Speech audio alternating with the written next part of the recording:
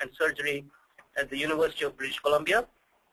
He published over 100 manuscripts in the field of islet biology and works on therapeutic approaches for enhancing beta cell survival. In this webinar, he will be talking to us about proinsulin and proinsulin-insulin ratios as markers of diabetes and beta cell dysfunction. Our second speaker, Martin Blackford, is the Vice President of Scientific Operations at ALPCO. He has over 25 years of experience in managing various scientific programs in all areas of immunology. He held senior executive positions in several major companies, including Life Technologies, Invitrogen, iGen, and Biovirus corporations. He will be talking to us about the development of highly sensitive and specific proinsulin assays for characterizing human beta cell health. If you have any questions during this webinar, please use the chat room or the question box to submit the questions and indicate which speaker the question is for. All the questions will be answered at the end of the webinar by respective speakers. So without further ado, I will pass on the controls to our first speaker, Professor Bruce Verchere. Thanks very much, Tal, and good morning to people on the west coast of North America, and good afternoon, good evening, wherever you may be in the world. As Tal said, I'm going to talk about proinsulin as a measure of beta cell dysfunction. My belief is that this is a underutilized marker of beta cell function, has potential value as a predictor of diabetes, perhaps not just type 2, but type 1 also. And so what I'd like to do before Martin from ALPCO tells you about their assays is just talk a little bit about the nature of the beta cell dysfunction that leads to changes in the processing of proinsulin in beta cells in diabetes, and in islet transplants, I'll also talk briefly about. So just as background for everyone, this is a fairly well-known diagram to people in the diabetes field, and it just really makes the statement that beta cell function progressively declines in type 2 diabetes as the disease worsens. So on the y-axis, you see relative beta cell function here, and the blue line is insulin resistance, which as you progress towards diabetes, usually associated with obesity, insulin resistance gets worse and worse. Insulin sensitivity declines.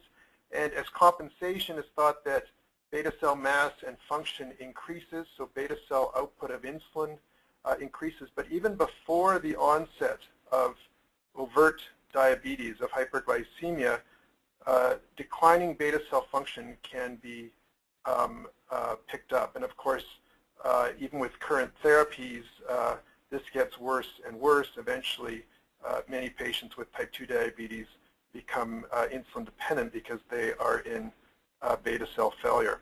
And one can imagine that if we had sensitive biomarkers for this decline in beta cell function prior to disease, it might have great value in predicting diabetes onset. And I'm trying to make the case today that we should be perhaps spending a bit more time and effort looking at proinsulin as a marker. So just as another bit of background, I just wanted to talk briefly about what we think are the major stressors that lead to beta cell dysfunction and failure in type 2 diabetes in particular. First, we know that hyperglycemia per se and hyperlipidemia are both toxic to the islets. In the case of lipids, particularly free fatty acids, and also accumulation of cholesterol within the islet. And these synergize so-called glucolipotoxicity to induce beta cell death and dysfunction. Our group and many others have been very interested in the aggregation of islet amyloid polypeptide, or IAPP, also known as amylin, and the toxic effects that it has on the beta cell, both directly and by inducing islet inflammation. We know that patients with type 2 diabetes have increased numbers of macrophages within their islets, and clinical data strongly suggests that cytokines produced by these macrophages play a role in declining beta cell function in type 2 diabetes. These stressors all synergize to cause a number of impactful events within the beta cell, including ER stress, oxidative stress, perhaps dedifferentiation. The net effect is loss of beta cell mass through perhaps decreased beta cell regeneration and proliferation, but primarily beta cell apoptosis. And what we want to focus on today, beta cell dysfunction. So there's a steady decline in beta cell function that's manifests both as an impairment in glucose-stimulated insulin secretion, and what I'd like to focus on now, the defect in processing of the insulin precursor proinsulin. So again, as background, let's just walk through the normal pathway for proinsulin processing within the beta cell to mature insulin and C-peptide. So you can see proinsulin, it's sort of a pretzel-shaped molecule here, very interesting molecule because the active insulin here in blue is linked by the connecting peptide, the C-peptide, and these are actually split during the processing process to create one molecule of insulin and one molecule of C-peptide, as I'll show you. So the major pathway by which this occurs in the beta cell is prohormone convertase 1,3 or PC1,3 cleaves on the C-terminal side of these two pink amino acids, which are basic amino acids. And very rapidly, carboxypeptidase E, CPE, comes in and takes those away. And you're left with this split intermediate product called Des3132 proinsulin to reflect the fact that those two amino acids are missing. And this is actually a circulating form of proinsulin, partially processed proinsulin within the body. And we'll talk a bit more about that. Another prohormone convertase within the beta cell, PC2, comes in and cleaves on the other side, the C-terminal side of amino acid 64, or 65 rather, again, two basic amino acids. And that's how you get, and CPE, carboxypeptidase E, then takes those basic amino acids away. And that's how you get one molecule of insulin, one molecule of C-peptide. So they're produced within the beta cell and secreted in equimolar amounts. Of course, that's why C-peptide is used as a surrogate measure of insulin secretion in people who are on exogenous insulin, people with diabetes. So that's the primary pathway by which it occurs. We do know that it can occur the other way. That is, that PC2 can cleave first at on the C-terminal side of amino acid 65, producing this intermediate, and then PC1,3 can cleave that intermediate to produce insulin and C-peptide. But in reality, this intermediate form of proinsulin is really undetectable in humans and animals, and so we think the vast majority of proinsulin gets processed by this pathway on the right-hand side, and that's important because this is the intermediate that you'll see in the blood and not this intermediate form, although you will see this intermediate form in some rare cases where there are PC1,3 mutations in humans or in mice, and you can get a buildup of Des64, 65. So that's how it's normally processed. And important, just moving forward, you'll hear the term used by Martin and me today, intact proinsulin. We're talking about the full proinsulin molecule. When we say total proinsulin, we're largely talking about intact proinsulin plus the intermediate forms or partially processed forms, and that would mostly, almost exclusively be this intermediate form, Des3132 proinsulin. And we may say true insulin or total insulin immunoreactivity sometimes in the old papers refers to all of the insulin immunoreactive forms. Largely, you'll just hear intact proinsulin and total proinsulin. Okay, so we know, and we've known for a number of years, that proinsulin to insulin ratios are elevated in persons with type 2 diabetes. And here, it's been presented as a ratio, a percentage of proinsulin, that's going to be the total proinsulin over the total immunoreactive insulin. And in a non-diabetic individual, your fasting proinsulin to insulin ratios as a percent sit around 10 to 15%. In type 2 diabetics, they are markedly elevated, 3 to 4 times higher, and in fact are often seen over 50%. So that means that in someone with type 2 diabetes, half or more of the circulating insulin in the body, the circulating forms of immunoreactive insulin, can be comprised of proinsulin and intermediate forms. And this, published by Mike Roeder a number of years ago, but it's been reproduced many, many times. And I've listed a couple of papers here for your reference, also in ethnic groups such as the Pima Indians, and again in other studies over the years. So proinsulin to insulin is elevated in type 2 diabetes, and what we do know, excuse me, is that this is not cannot be ascribed to some difference in the clearance of the two molecules in diabetic and non-diabetic individuals. And the reason we know this, at least one of the reasons we know, is from this very nice study by Steve Kahn and Philip Halban, which was published in Diabetes a number of years ago. And they basically stimulated the beta cells of humans, non-diabetic and type 2 diabetic humans again, to release a lot of their secretory granule content with a large stimulus of glucose and arginine. And then they immediately measured proinsulin and insulin just a couple of minutes later in the blood. And so what they saw in the blood would more closely reflect what was in the beta cells at the time, and not be impacted by any differences in clearance that might be present. The first thing you'll notice, compared to the ratios I showed you, the fasting ratios in the previous slide, is that these ratios are lower. And we know that fasting proinsulin to insulin ratios tend to be higher, or are higher, because proinsulin is cleared more slowly than insulin.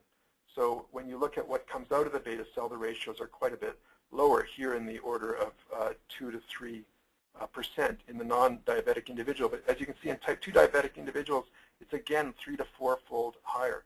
So what this paper really showed was that the defect that leads to elevated proinsulin to insulin ratios in the blood is a beta cell processing defect. It's not really a clearance defect. So there's something going on in the beta cells that leads to impaired processing of proinsulin in individuals with type 2 diabetes.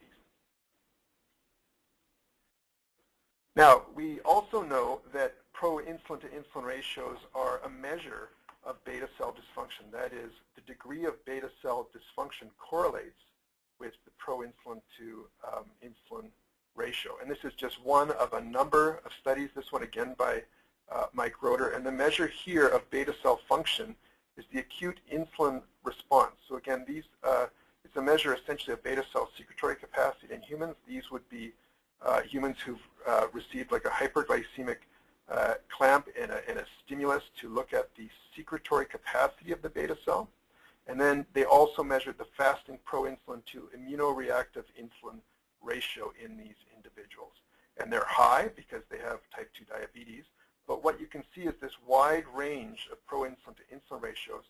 And the higher the ratio, as they approach 50%, the beta cell secretory capacity, just one measure of beta cell function, is lower.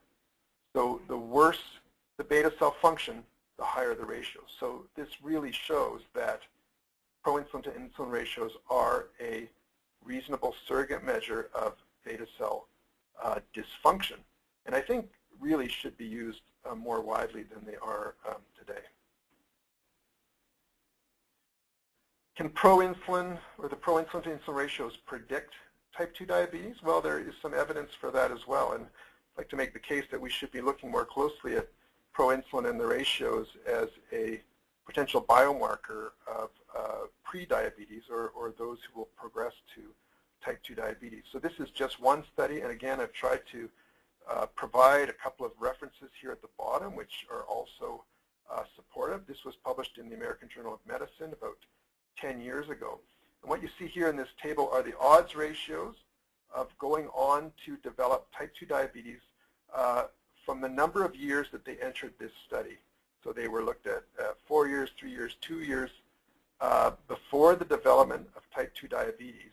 And what you can see, whereas insulin as a predictor stays relatively the same, proinsulin and the proinsulin to insulin ratio and predictor in particular increases as the time to imminent diabetes decreases. So the closer you are to developing type 2 diabetes, the better the predictor in terms of odd ratios, proinsulin and the proinsulin to insulin ratios are. So here's some good evidence that proinsulin to insulin ratios can predict impending type 2 diabetes, and perhaps proinsulin, absolute proinsulin as well.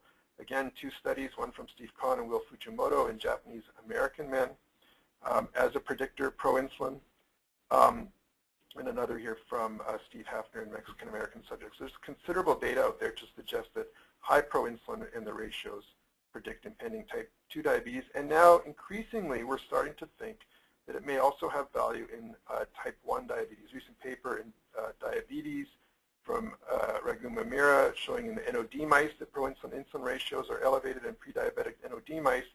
And here, one paper again from Mike Roeder and Chris Binder showing that proinsulin to insulin, or absolute proinsulin levels are elevated in siblings of individuals with type 1 diabetes, so those at risk for going on to develop disease. So it may have some value in type 1 diabetes as well, and we really need to look at this a little more closely. Here's some of our own work looking in islet transplant recipients. So these are patients with type 1 diabetes who received human islet allografts published in American Journal of Transplantation in 2009. And we're, again, expressing proinsulin. This would be total proinsulin over all insulin molecules, proinsulin plus insulin as a percentage. Here you see that very familiar proportion in non-diabetic individuals, 10 to 15%. The 3 to 4-fold elevation in patients with type 2 diabetes. So they're reproducing what others had shown.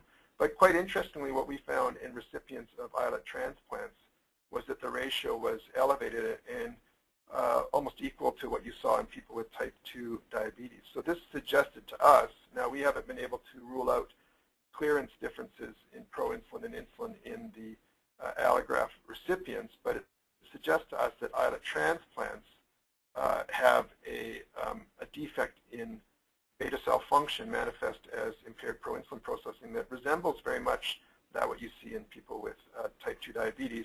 And what we're looking at now using these assays is whether proinsulin and the proinsulin to insulin ratios may have a value as a predictor of impending islet transplant failure, because many of you will know that although islet transplants can get people with type 1 diabetes off insulin initially, for the most part they fail within about 5 years, and those patients go back on insulin. And we need predictors of graft failure and measures of graft function. And I think proinsulin should be on the table as one of those measures. So to summarize then my part of this webinar, hopefully I've made the case to you that we really need to be looking closely at proinsulin and proinsulin to insulin ratios as measures of beta cell function.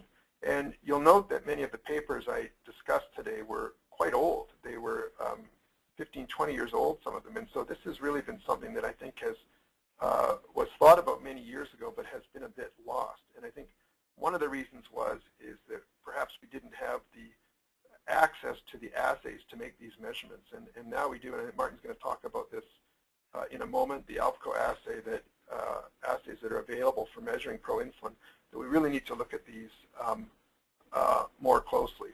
So I would argue that proinsulin to insulin ratios and in some cases absolute proinsulin are a marker of beta cell dysfunction in type 2 diabetes.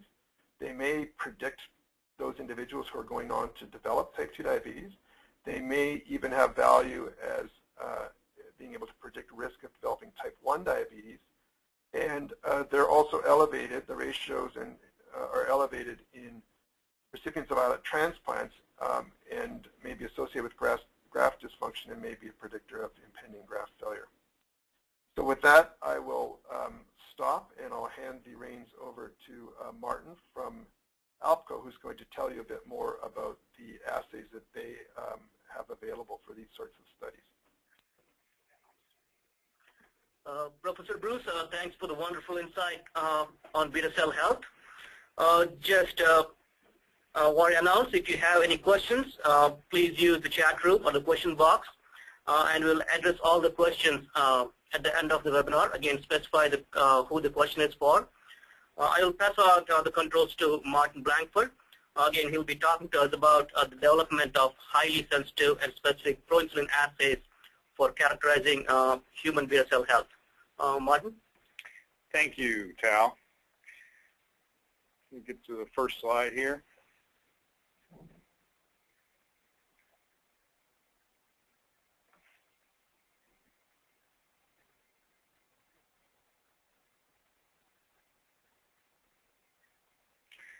So, as Sal said, we're going to talk about the proinsulin assays that we developed at ALPCO.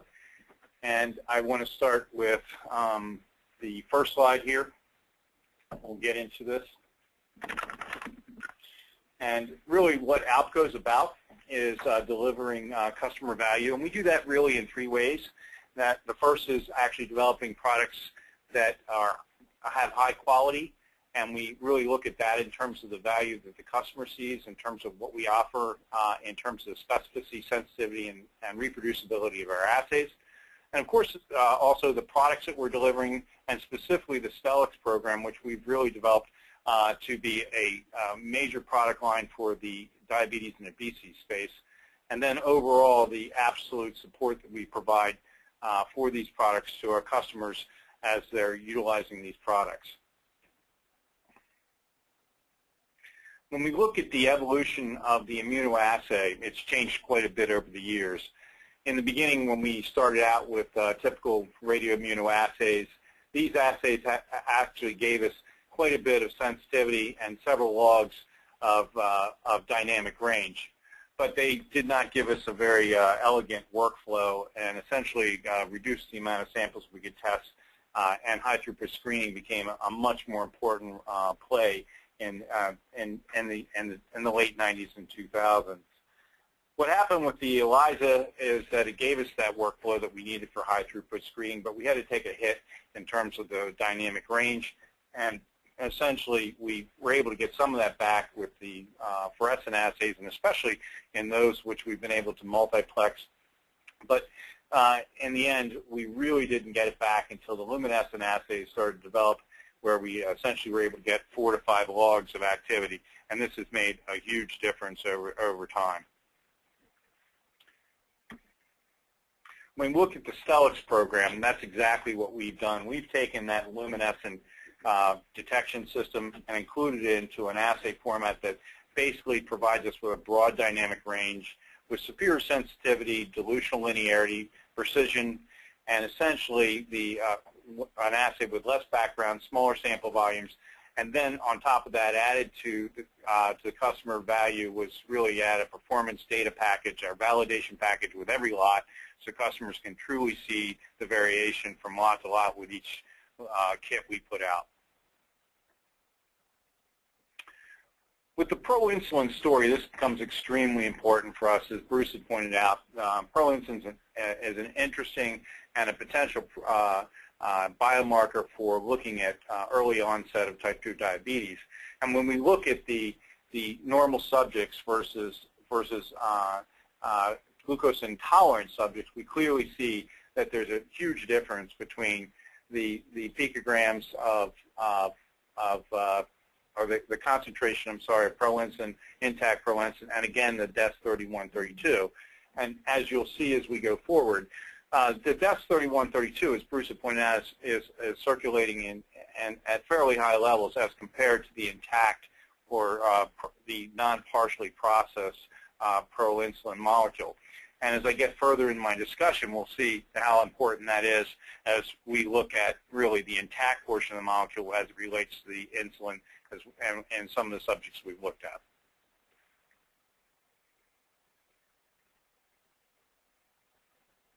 When we look at the two assays that we've developed, we have a total proinsulin that sees and an intact proinsulin molecule. And both of these assays have extremely large dynamic ranges from 5 to 3,000 picograms per mil, or 0.53 to 319 picomolar, which is really there so we can reduce the sample preparation time by eliminating dilution steps to get it to fit within our assay. We don't really have any guessing or diluting or repeating of assays because of that, and it really saves the lab time money. The small sample size allows us to work with a large number of types of samples, and essentially at the same point in time reduce the actual cost of the lab. sensitivity is, with this assay, is around the functional sensitivity, or the actual, the lowest amount we can detect and accurately detect, 0.27 picomolar, and essentially we offer both that information as well as the LOD and LOQ. Total reactivity, we're looking at proinsulin, both the DES is 64, 65, as well as the insulin values at very, very low concentration. C-peptide and insulin essentially don't react with this assay at all.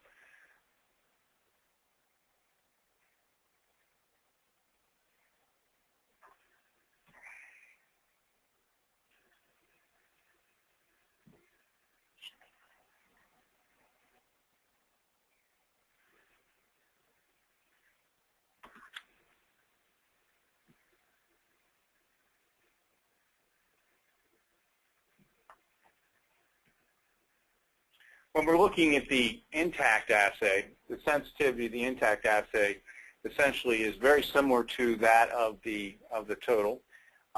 It has about a 0.53 picomolar functional sensitivity, but the reactivity is 100% with intact, as it is on the total, but no reactivity with the DES 3132 or with insulin and C-peptide. So we are actually able, with this assay, to completely look at just the intact molecule, separate ourselves out from seeing other molecules that can interfere with it.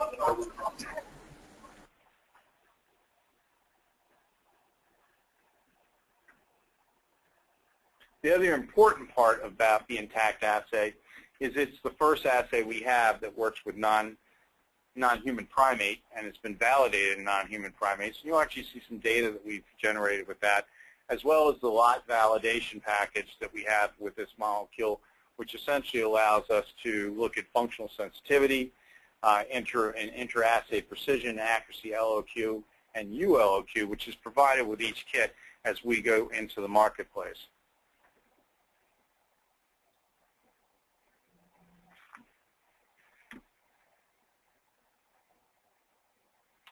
When we compare these to other assays, let's start with the total proinsulin assay. This assay is different from our competitors in that essentially it's really the sample types we can work with both serum, plasma, tissue culture, supernatants. Also, the sensitivity is superior. The range on the assay is superior. It is a chemiluminescent assay. And again, as I said before, we offer 3 controls with this kit, as well as lot validation, which essentially puts the product in a different class than I think everyone else has on the market.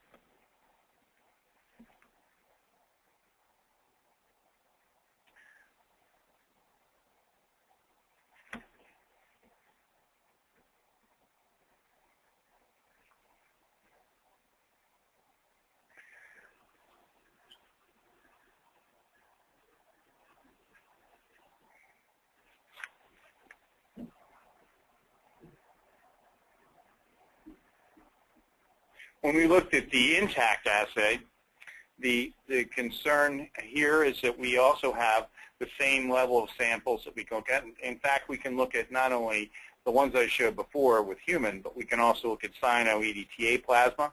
We can also see the sensitivity of the assay is superior in comparison to our competitors with non-chemiluminescent assays. The in vitro assay also has good sensitivity, but requires a flash type chemiluminescent plate reader. Ours does not, and essentially we do offer the 3 controls and validation. When we look at proinsulin as a potential indicator for early onset of type 2 diabetes, this is something that's what Bruce was talking about, and I want to show some examples of how we've actually utilized this assay as a way of looking at and actually being able to show the effects of different conditions that we can actually use the assay in.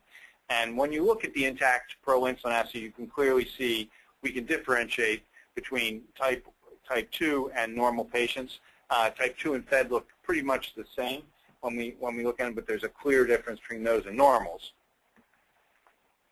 When we look at, in a separate study that we've done, in a collaboration with our friends at Pfizer, we essentially were able to look at cyno samples. And here we're looking at something that's not, these cyno monkeys were overweight. They're 2 times normal BMI.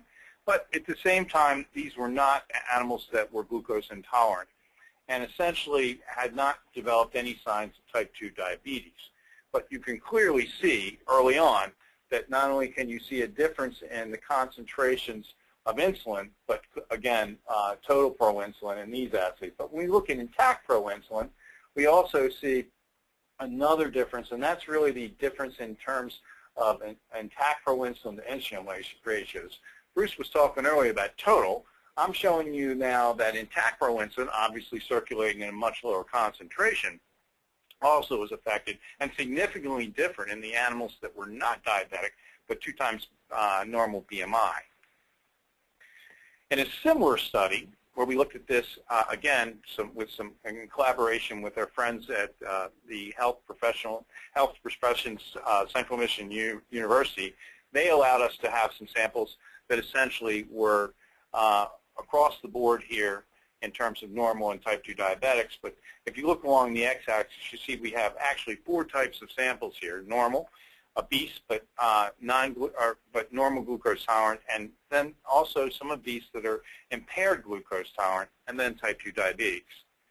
What you really see here as you move forward is that although these patients are showing abnormal BMI, slightly higher than normal, they are clearly now showing a change in their proinsulin. On the y-axis, we're showing the log intact proinsulin to insulin ratio. You're clearly seeing that they're elevating in terms of proinsulin to insulin ratios as they move through the process from normal to type 2 diabetes. And this is probably the first time we've been able to see this total progression in vivo. We've also had the opportunity now to also work in another collaboration with Dr. Thurman at the Indiana University School of Medicine. And essentially in this study, and it's different now, we're looking at an in vitro study, and essentially human islets from type 2 diabetics and healthy donors. These were transduced to overexpress syntaxin 4 or not. And then in the perfusion chamber, we actually induced somewhere between 2.8 and 20 millimolar glucose during the experiment, and the data that we got from this was also really important. In this table, or these set of graphs, these 4 graphs that you have in front of you now, I want to talk about on the x-axis, you're really looking at the time during the perfusion with the 20 millimolar glucose. And essentially, on the x-axis, you're looking at the picograms per mil of either intact proinsulin or insulin. In the original study, they looked at just insulin. We actually were able to take those same samples that were provided to us so graciously, and also compare intact proinsulin, and we got a chance to see some new and interesting data. There's a couple points here I want to point out, and that is, as we look at it on the bottom left, we can see, when we look at the curves, we see closed and open circles. The closed circles actually represent the syntaxin-induced samples, and the open circles are those which were not induced. So as we would expect, syntaxin can actually increase glucose transport and then insulin secretion. And we see in the normal healthy donor, we do actually see that increase that syntaxin 4 is having on glucose-stimulated insulin secretion. However, when we look above it on that same patient or same islet, we do not see that same. We see some increase in proinsulin, intact proinsulin release, but it's not as significant as what we saw below in the insulin graph. When we shift now over to the type 2 diabetic, and we look at the insulin values, we can see what we normally expect from syntaxin 4 is a huge increase in insulin release based on the syntaxin 4 and essentially not so much as we would expect in the non-syntaxin for the patient or for the islet that is type 2 diabetic. Obviously, this is what we would see in the literature.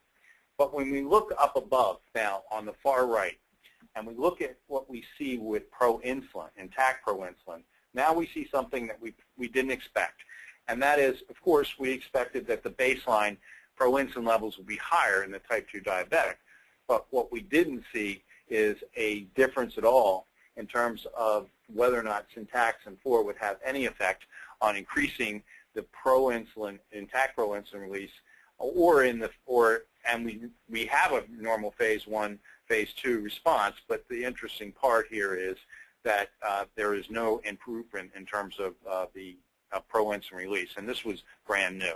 And of course, all of these studies that I'm showing you today basically show you that, number one, that we can differentiate between different levels of diabetes with the beta cell health products we have for both insulin and proinsulin, and in serum and in vivo.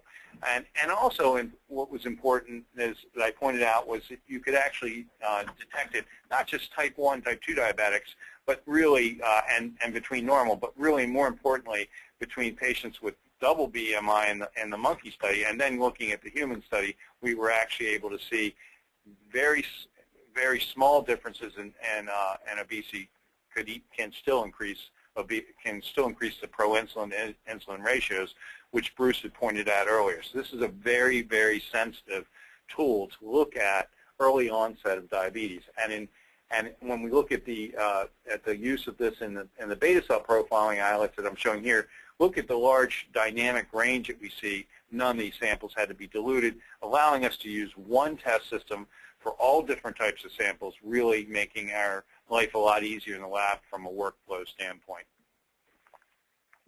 So the assay evolution that we're developing at ALPCO really is about bringing about better tools for looking at obesity and diabetes. And we've essentially already put 4 products in the market for that and to look at beta cell health, the rodent insulin, the human insulin. The 2 assays that I've just shown you today, the human proinsulin total and the proinsulin intact. But not only that, we are also developing assays now for alpha cell, specifically glucagon.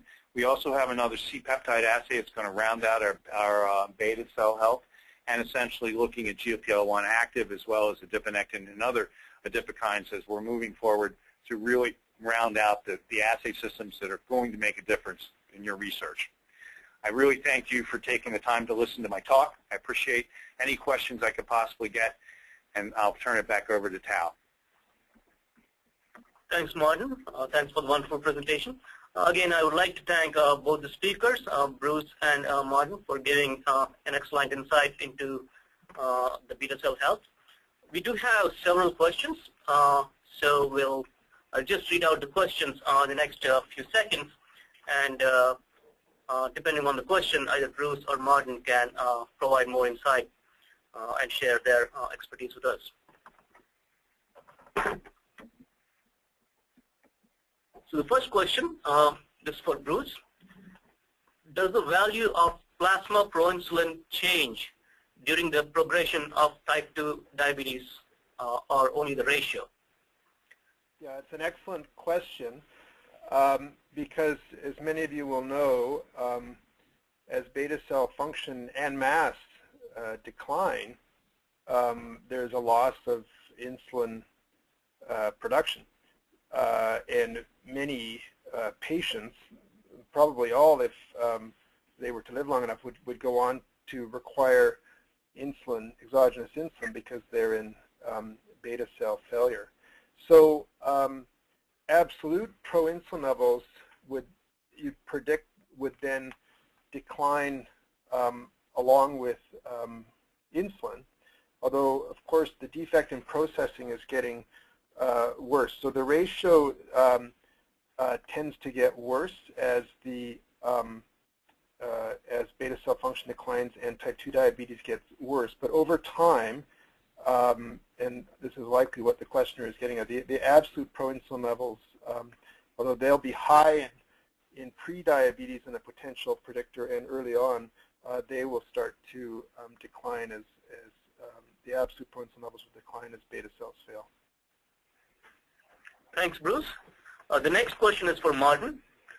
Could you please comment on your intact assay reactivity for DES6465 proinsulin? Yes, the DES6465 does totally react in total proinsulin, as does the 3132 and intact proinsulin. On the intact assay, there is cross-reactivity with the DES6465, about 70%.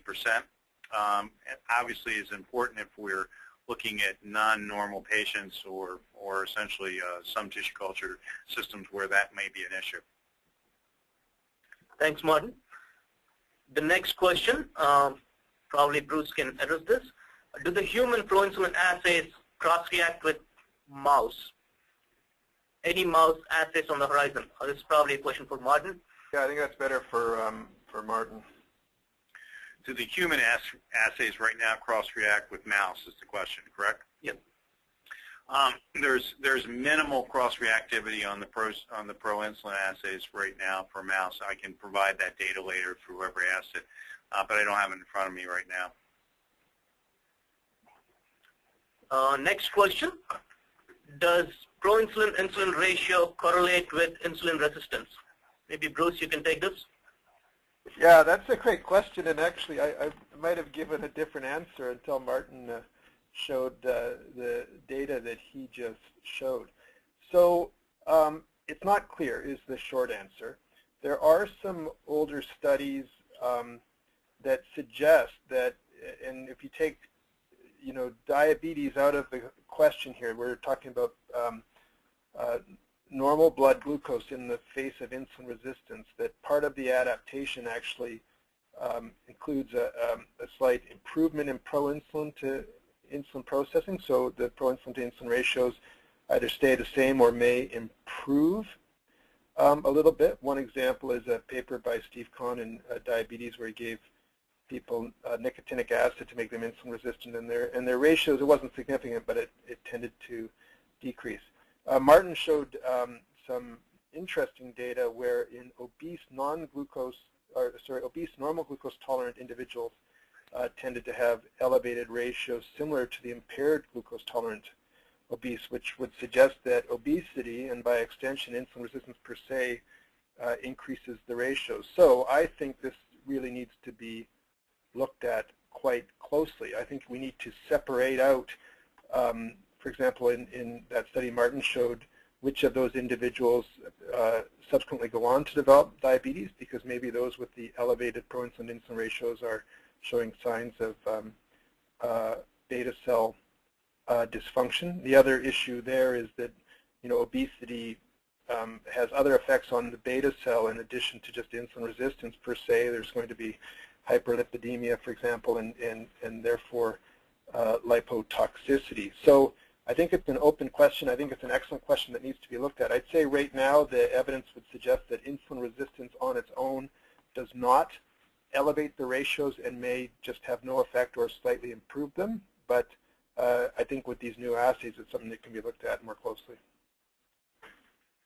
Thanks, Bruce. Any mouse assays on the horizon? So I could probably take this question. We do not have a Stellux chemiluminescent version of the proinsulin assay, but we do have a lot of colorimetric assays, and our website has all the information on that. Along those lines, there's another question, again for Bruce. Do mouse models mimic the increase in proinsulin ratio seen with type 2 diabetes in humans? Yeah, they absolutely do. So with the available assays, you can look at proinsulin insulin ratio. It's also been done by others by HPLC years ago, Jack Leahy and others. And so in type 2 diabetes, proinsulin to insulin ratios in rodent models of type 2 diabetes, proinsulin to insulin ratios are elevated. A really nice paper in diabetes last year from Raghu Mirmira in Indiana showing that it's also elevated prior to diabetes in the NOD mouse, prior to type 1 diabetes, potentially associated with ER stress. We've got some data published but submitted that suggests that it's elevated in transplants, just as I showed you in the human islet transplant, so in rodent islet transplants. So it all seems to hold true in the rodent models as per human diabetes. A follow-up to that question, are there any key differences with the mouse model and humans in terms of proinsulin secretion? Not that we know of. So the processing pathway in human islets, semen beta cells, and rodent beta cells seems to be very similar, if not identical, in that the primary pathway is proinsulin to Des3132 following cleavage by the prohormone convertase PC1-3, and then that intermediate form gets cleaved by PC2 to make insulin and C-peptide. The ratios tend to be similar in healthy and diseased states. The amount of Des3132 relative to intact pro seems to be similar in humans and rodents. So I think that's a good thing. It speaks to the value of the rodent models in studying the defects in the beta cell that lead to impaired proinsulin processing in humans that we can better elucidate now with these nice human assays that OPCO's provide. Question for Martin. Can you comment on the cross-reactivity of human proinsulin assay with rodent proinsulin? Yeah, I thought I was doing that earlier, but let me do it one more time. The human and rodent cross-reactivity on the proinsulin, either total or intact, is minimal. I can supply that data. But I also want to make sure that we're clear that we also offer a rodent or a mouse proinsulin assay in the chromogenic format that has been well received in the industry and essentially is available for that. The cross-reactivity is minimal between the two, and I can provide that data as a subsequent to the seminar to the people who want to see it. Thanks, Martin. A question for Bruce. Is it known why proinsulin levels are increased in insulinoma patients? Oh, great question. Yeah, we'd love to know the answer to that. So, my sense is that insulinomas are a de-differentiated state of the beta cell. So, part of the wonderful thing about the fully differentiated beta cell and its function, its ability to sense glucose and secrete just the right amount of insulin. A big part of that is its ability to process proinsulin and insulin and C-peptide. And in a normal beta cell, in a healthy functioning beta cell, that's incredibly efficient. You saw the data from the Kahn and Halban study I showed where the ratios in beta cells are quite low. Martin provided some data in the human islet studies where the secreted ratios are in the order of 1 to 2%. So the processing of proinsulin to insulin normally is very effective. In an insulinoma, they put so much energy, presumably, into proliferation that they have they lose some of their differentiated state.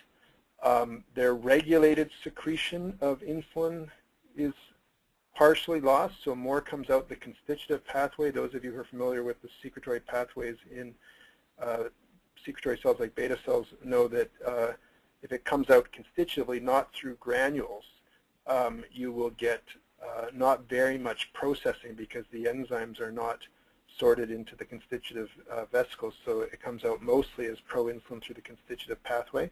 So there's poor processing in granules and a lot of constitutive secretion, and we suspect it's related mostly to the de-differentiated state of the insulinoma cell. Incidentally, you also tend to see it in other situations of immature beta cells, such as fetal, neonatal beta cells. Some of the beta cell lines, when they become less well differentiated, they tend to secrete elevated levels of proinsulin.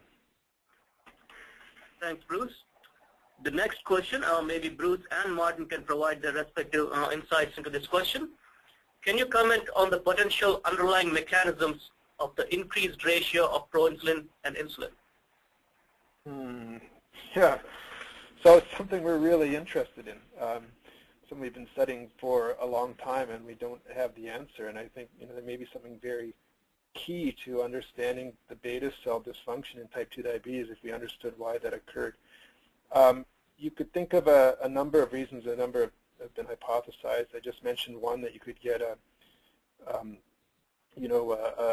Domi Mimo just published a paper in Cell years ago that suggested that the type 2 diabetic cell may be de-differentiated. So if the cells are de-differentiated, maybe there's more constitutive release or just not as good activity in the processing pathways. There's an old paper from Chris Rhodes and Philip Halban where they looked at acidification of the granule, the secretory granule, which is essential for enzyme activity of PC1-3 and PC2, and you need glucose metabolism in the beta cell for that to occur. It occurs via an ATP-sensitive proton pump on the granule membrane. So if you don't get the right granule milieu for enzyme activity, so that's one hypothesis, but that hasn't really been shown in human type 2 diabetes, although we know that they have impaired glucose sensing, so that one makes sense.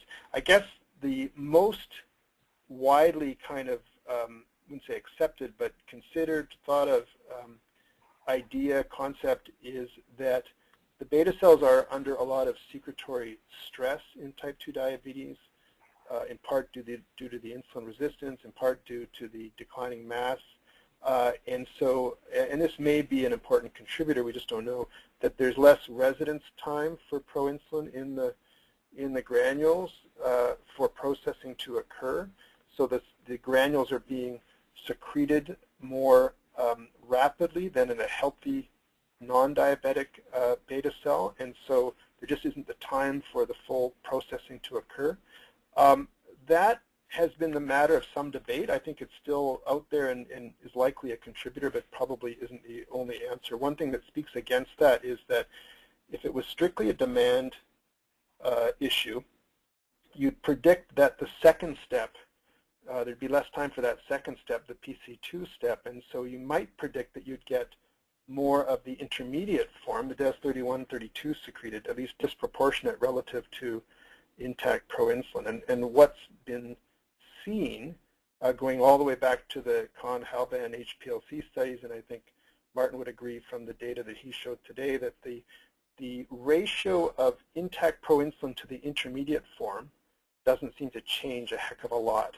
So it's both forms go up in the diabetic beta cell, which sort of speaks against strictly just secretory demand. So it's a great question. Obviously, it's one we're really interested in. If anyone has other ideas, let me know. We'll look into it. Thanks, Bruce. I think that's a great explanation. We're running out of time, but we have time for one last question. Does proinsulin-insulin ratio correlate with insulin resistance? I think that one was already answered. I think the short answer is no. It may even be slightly improved in insulin resistance. If the beta cells are working well, they tend to work better in mild insulin resistance, although that may change if there's chronic insulin resistance and other stressors on the beta cell, and Martin showed some data where the ratio is elevated in the obese with normal glucose tolerance, suggesting that obesity per se may, perhaps the hyperlipidemia associated with that may contribute to beta cell dysfunction. I think it's still a bit of an open question, but the data do not clearly show that proinsulin-insulin ratios go up with insulin resistance. But total proinsulin or intact proinsulin, the absolute proinsulin levels, not the ratio, will go up with insulin resistance, right? Because you're getting more beta cell output. So insulin and proinsulin will go up with insulin resistance. The ratio is not so clear, but doesn't seem to change. Thanks, Bruce. I think we're pretty much at the end of the webinar session. Again, I would like to thank the speakers, Professor Bruce and Martin for sharing their excellent experience with the beta cell health research. And I also thank all the attendees for joining our webinar session. If your question is not answered because of lack of time, I would encourage you to submit the questions directly to me, tal.murthy@alco.com, or you can also submit it via cs@alco.com. CS stands for customer service. Again, please feel free to reach out to us anytime with questions and any information you may need. At this time, I would like to conclude the session, and thanks again for all the attendees and the speakers. Thank you. Thank you. Thank you.